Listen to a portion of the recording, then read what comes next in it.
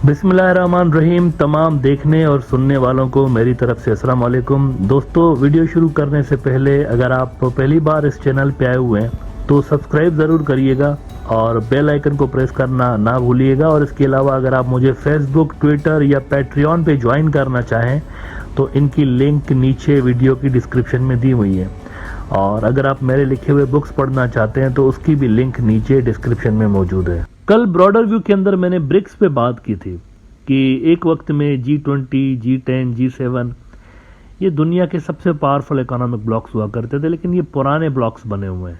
यानी जब ये ब्लॉक्स बने थे तब की दुनिया और आज की दुनिया में ज़मीन आसमान का फ़र्क है। बहुत सारे ऐसे अमीर मुल्क हैं जो कि असल में G7 के अंदर होने चाहिए लेकिन है नहीं, G20 के अंदर होने चाहिए लेकिन है नहीं। इसी तरह से बहुत सारे ऐसे मुल्क हैं जो कि इस वक्त G7 में जिनका होना बनता नहीं है मिसाल के तौर पर, लेकिन अभी भी उनको डाला हुआ है। तो पहले की दुनिया जब ये अलाइंसेस बने थे, इकोनॉमिक अलाइंसेस बने थे, उस वक्त की दुनिया और आज की दुनिया अलग अलग है। आज का जो ब्लॉक है ना वो ब्रिक्स और SCO है और फ्यूचर इनका है। इसकी वजह यह है कि इनके अंदर हर वो पोटेंशियल मौजूद है जो कि इनको इनेबल करेगा G7, G10 और ये दीगर जो वेस्ट डोमिनेटेड इकोनॉमिक ब्लॉक्स हैं इनको ओवरटेक करने के लिए। सच एज ब्रिक्स के अंदर आप देखें कि इनका अपना बैंक है और ये मेंबर ममालिक को कर्जा भी दे सकते हैं, इन्वेस्टमेंट भी दे सकते हैं, बहुत कुछ दे सकते हैं। इसीलिए आप देखें कि धड़ाधड़ लाइन लगी हुई है ब्रिक्स की मेंबरशिप हासिल करने के लिए। बहुत सारे मुल्कों की 40 से ज़्यादा मुल्क इसके मेंबर बने हुए हैं। लिहाजा चूंकि कंपटीशन नज़र आ रहा है ब्रिक्स के अंदर और वेस्टर्न डोमिनेटेड जो दीगर इकोनॉमिक ब्लॉक्स हैं उनके अंदर, तो वेस्ट में ब्रिक्स को अच्छी नज़र से नहीं देखा जाता। और यही चीज़ें आपको वेस्टर्न जो एनालिस्ट हैं उनकी थ्योरीज के अंदर भी नज़र आएंगी। वो मतलब इसको कुछ अलग नज़र से देख रहे हैं। चाइनीज़ इसको अलग नज़र से देख रहे होते हैं ब्रिक्स को। वो समझते हैं फ्यूचर ये है दुनिया का, और जो वेस्टर्न ब्लॉक है वहाँ के एनालिस्ट समझ रहे होते हैं कि ये आगे चलकर धपड़धूस हो जाएगा ब्रिक्स। मैं आपको कुछ मिसाल दिखाना चाहता हूँ। ब्लूमबर्ग के अंदर कुछ रिसेंट जो आर्टिकल्स लगे हैं ब्रिक्स के हवाले से, ज़रा वो देखिए, आप समझ जाएंगे कि वेस्ट के अंदर जो एनालिस्ट हैं उनकी क्या सोच है ब्रिक्स के बारे में। कुछ रोज़ पहले ब्लूमबर्ग एक बहुत बड़ा वेस्टर्न न्यूज़ आउटलेट है, इसके अंदर ओपिनियन लगा कि this club isn't big enough for both India and China. यानी ये दोनों इनके अंदर एक कन्फ्लिक्ट है दोनों के दरमियान। दोनों ब्रिक्स के मेंबर हैं, इंडिया और चाइना, तो ये इतना बड़ा नहीं है कि दोनों को अकोमोडेट कर सके। उसके बाद आप देखिए ब्लूमबर्ग ही कह रहा है कि चाइना आज push to expand BRICS membership falters, India and Brazil oppose expanding membership of bloc, potential new members include Indonesia and Saudi Arabia. उसके बाद आप देखिए कि राइटर्स ने खबर लगाई, ये भी एक बड़ा वेस्टर्न न्यूज आउटलेट है, Brazil now man hold out against BRICS expansion sources से। लेकिन जो चाइना है उन्होंने रिस्पॉन्ड किया है। अब मुसलसल चूंकि वेस्टर्न मीडिया के अंदर इसी तरह के ओपिनियंस आ रहे थे ना, तो चाइना ने भी अपना ओपिनियन, उनका जो ग्लोबल टाइम्स है जो कि सरकारी अखबार है उनका, उसके अंदर ओपिनियन लगाए कल। और इन्होंने कहा है कि attempt to discord between China and India won't impact BRICS cooperation. और इसके अंदर उन्होंने ये जो वेस्टर्न न्यूज आउटलेट्स में ओपिनियंस छपे हैं ना, इनका भी हवाला दिया और उन्होंने कहा है कि कुछ चीज़ें ऐसी हैं जो कि हकायक से मैच नहीं करती। मिसाल के तौर पर उन्होंने कहा कि ब्राज़ील के बारे में कहा गया, बहुत सारे वेस्टर्न न्यूज़ आउटलेट्स ने कहा ब्राज़ील के बारे में कि वो खिलाफ हैं, ब्रिक्स की एक्सपेंशन के खिलाफ हैं। इंडिया भी खिलाफ है, इंडिया और ब्राज़ील। अब इंडिया तो खैर मैंने कल भी कहा था, इंडिया का केस डिफरेंट है। इंडिया खिलाफ यकीनी तौर पर है ब्रिक्स की एक्सपेंशन की, लेकिन उसकी वजह डिफरेंट है।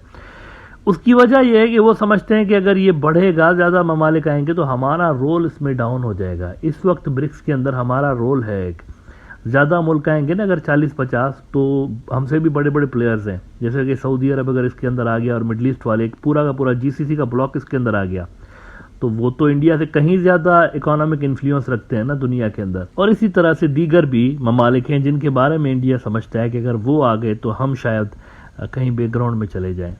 तो उस पर ग्लोबल टाइम्स कहता है कि ऐसा नहीं है। अब उन्होंने मिसाल ब्राज़ील का दिया है कि ब्राज़ील के बारे में कहा जा रहा था कि जी ये खिलाफ हैं एक्सपांशन के, लेकिन ब्राज़ील का जो प्रेसिडेंट है उसने तो कहा है कि ये एक्सपांड होना चाहिए। उसने तो वेलकम किया है मज़ीद मुल्कों को इसमें शामिल करने के लिए। मिडल ईस्ट मॉनिटर ने जैसा कि खबर लगाई है कल के Brazil president supports association of Saudi Arabia UAE to BRICS, यानी वेस्टर्न मीडिया कह रहे थे कि इट इज़ अनलाइकली कि ये सपोर्ट करें। और इधर से लेकिन इन्होंने सपोर्ट कर दिया है कि मजीद मुल्क आ जाए, हमें कोई प्रॉब्लम नहीं है, विच मीन्स कि इतना बड़ा इशू है नहीं ब्रिक्स के अंदर जितना बनाने की कोशिश की जा रही है वेस्टर्न एनालिस्टों की जानिब से। अच्छा, इसी तरह से वो जो बात की जा रही थी कि मोदी साहब शायद ना जाएं ब्रिक्स के, साउथ अफ्रीका के अंदर जो ब्रिक्स समिट होने वाली है उसमें मोदी साहब शायद ना जाएं, और प्यूटिन के बारे में तो खैर डिफरेंट केस है, प्यूटिन नहीं आ रहा क्योंकि इंटरनेशनल क्रिमिनल कोर्ट का एक अरेस्ट वारंट निकला हुआ है इनके खिलाफ, तो इसीलिए साउथ अफ्रीका और इन्होंने रशियंस ने मिलके ये डिसाइड किया कि ये वाली समिट स्किप करेगा प्यूटिन।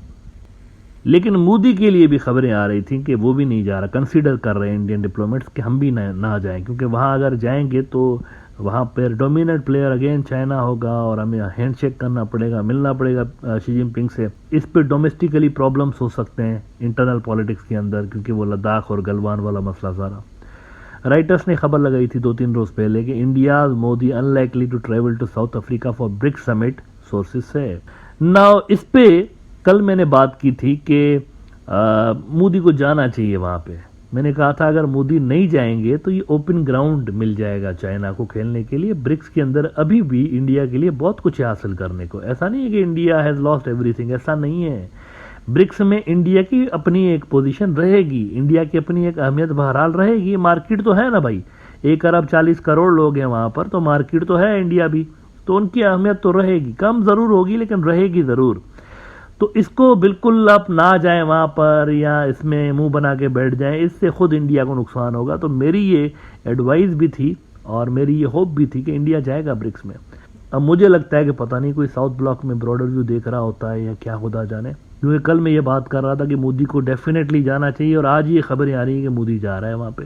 पहले खबरें आ रही थी कि मोदी नहीं जा रहा वहां पे, देखे ना राइटर्स ने खबर लगाई थी, India Modi unlikely to travel to South Africa for BRICS summit, sources से। लेकिन आज का अगर आप ब्लूमबर्ग देखें, कहते हैं India Modi agrees to attend BRICS leader summit in South Africa, यानी मोदी साहब का फैसला चेंज हो गया, वो जा रहे हैं and it's a good decision. अगर आप इंडिया के पर्सपेक्टिव से देखें तो ये अच्छा डिसीजन है।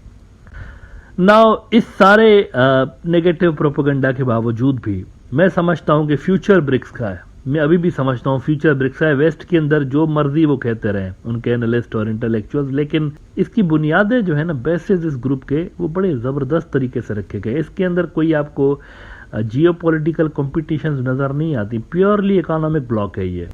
और एक और आप बड़ी अच्छी बात नोट करें कि ना रशियंस ना चाइनीज, जो कि दोनों सबसे बड़ी फोर्सेस हैं ब्रिक्स की, ये दोनों इस ग्रुप को अपने जियोपॉलिटिकल एजेंडास के लिए यूज नहीं कर रहे। अब देखें ना G20 के जो समिट्स हो रही होती हैं या G7, हमने देखा कि यूक्रेन डिस्कस हो रहा है वहां पे, या इस तरह की चीजें जो कि बेसिकली इकोनॉमी से ताल्लुक नहीं रखती लेकिन डिस्कस हो रही होती हैं वहां पे। तो इसका मतलब है कि कहीं ना कहीं वेस्ट इन इकोनॉमिक ब्लॉक्स को जियोपॉलिटिकल एंगल के हवाले से भी, जियोपॉलिटिकल ऑब्जेक्टिव्स के हवाले से भी यूज कर रहा होता है, लेकिन ब्रिक्स में हमें नजर नहीं आया। मुझे बताया ना ब्रिक्स में कौन सा ऐसा ब्रिक्स के अंदर कोई ज्वाइंट स्टेटमेंट आई हो जिसके अंदर कोई कंट्रोवर्शियल जियोपॉलिटिकल मुद्दे डिस्कस किए गए हों। तो ये प्योरली इकोनॉमिक ब्लॉक है, इसीलिए दुनिया के ज्यादातर मुल्क, 40 से ज्यादा एज आई सेड मुल्कों ने एप्लीकेशन डाली हुई है कि हमें इसका मेंबर बनाए। तो आई थिंक ये दुनिया का फ्यूचर है, इकोनॉमिक ब्लॉक सबसे बड़ा दुनिया का यही बनना है, इन्होंने ही बनना है। और वेस्ट के अंदर जो ब्लॉक्स हैं इकोनॉमिक ब्लॉक्स, उनके जो डोमिनेटेड ब्लॉक्स हैं, मेरे ख्याल में उनको भी जियोपॉलिटिक्स को थोड़ा सा साइड पे करना चाहिए और सिर्फ इकोनॉमी से रिलेटेड जो मुद्दे हैं उनको बीच में लाना चाहिए और उनको थोड़ा ओपन होना चाहिए। मजीद मुल्कों को उसमें शामिल करने की जरूरत है वहां पे।